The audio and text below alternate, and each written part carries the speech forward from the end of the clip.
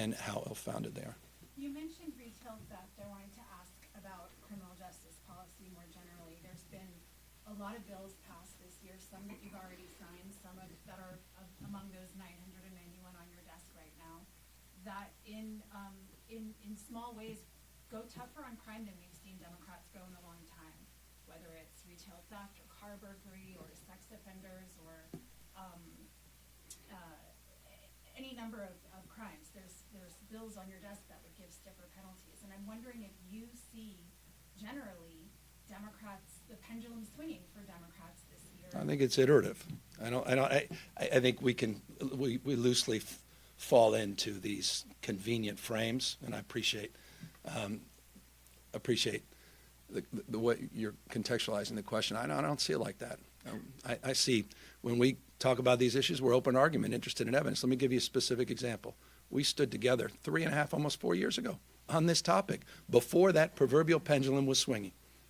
The district attorney and I went out there talking about retail theft, the AG, excuse me, with district attorneys. We established the retail theft task forces. We established the new units with the CHP. We invested hundreds of millions of dollars in grants. He created a new, he'll talk more about this at the DOJ, the work they set up years and years ago, before more of the convenience of this moment from a political frame. So I don't see it that way at all. I see years and years of an iterative mindset on the basis of the facts on the ground. And the one fact that was present that consistently wasn't part of the narrative around Prop 47 was the narrative of 47 never fit the facts.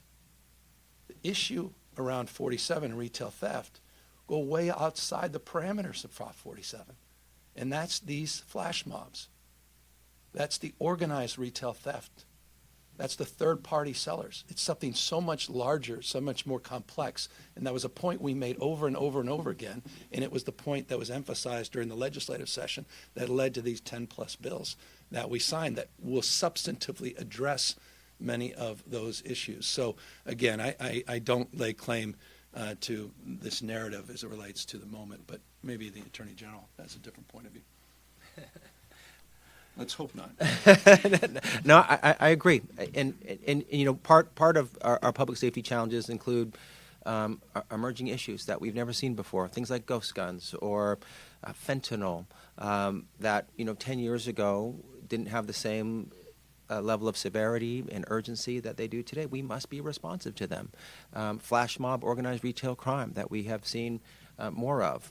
And we have been addressing it over the past number of years together. We've stood at press conferences in the middle of COVID and many since, doing what we're supposed to be doing, being servants to the state, addressing the issues as we see them. And I don't love the labels, to be honest. Holding people accountable in a fair and proportionate way for the crimes they committed is what we were always doing. You can call it reform or not, but it is appropriate to hold people accountable when they break the law of the state of California. It is our social compact. We have the rule of law. People must honor it, and when they break it, then whatever it is, they should be held accountable proportionally for what they've done. We've been doing that. We will continue to do that. Proud to stand with the governor and the legislative authors on the package of bills that really get at some of the holes or challenges that law enforcement was talking to us about with respect to organized retail crime, making sure that you can arrest someone even if the misdemeanor doesn't occur in the presence of the officer, extending the organized retail crime law, making sure that DAs can bring charges when the crime occurs across multiple counties. That's something that only my office has the authority to do today, but with the law being passed, others will, dealing with repeat offenders, aggregation in a way that's appropriate and fair. All good things, thoughtful, focused in the solution. So the organized retail crime package, I thought, was very thoughtful, and proud to stand with the governor and the legislature on it. Right, but the point I'm trying to make is that it seems that Democrats have been willing this year to go further than you've been willing to go in past years. Scott Wiener's car burglary bill that you signed recently had been unable to advance in recent years. The legislature passed a bill on rape of an unconscious person, making that a violent felony. That was something that had stalled in the legislature for like 8 or 9 years. So there's a number of ways in which it seems that you and your colleagues are willing to go further than you have in the past. Well, you're talking, You have to ask the legislature about that. You don't have to ask me. We've been moving on this kind of reforms for years and years and years. So that's a question for the legislature. So you'll be signing those bills that they sent you? That's you know the answer to that question. Come on, I'll take a look at the bills. But as it relates to the issue of enforcement, I mean, we talked about increasing the number of CHP officers years and years and years ago. But hold on. You're talking about members of the legislature, which I respect that question, but that should be directed to the members of the legislature, not to the Attorney General and myself. Was the member of the legislature at a time that allowed Well, these bills to okay, fail? perhaps that's the case, but look, the reality is, since you've been Attorney General, it's just, and I love the fact we're both here, this opportunity. We've been making the case for years and years that we've been focused on this for years and years. You can't accuse. I've never been on the defund police side of this stuff. I've always been for pragmatism. I'm the only person in this state that's ever reformed Proposition 47, the only person that has receipts on that. So we're open to argument, interested evidence. I want accountability, but I want smart investments. I want people to promote real solutions and not political dogma that sets us back decades and decades. And that's what Prop 36 does. It was brought to us by extreme conservative district attorneys.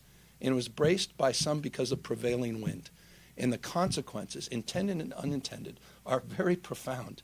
And that's why I'm particularly concerned about it. But again, not naive about the politics of it and how appealing it is for some. And there's certain kind of people, different kind of politicians, people that are the prevailing wind politicians that move in the direction of others, thermometers, or people that are actually out there that are trying to change the temperature a little bit and trying to shapeshift stuff by having a little bit more courage and a little more conviction to stand up even when it's tough and even when the battle doesn't look so promising.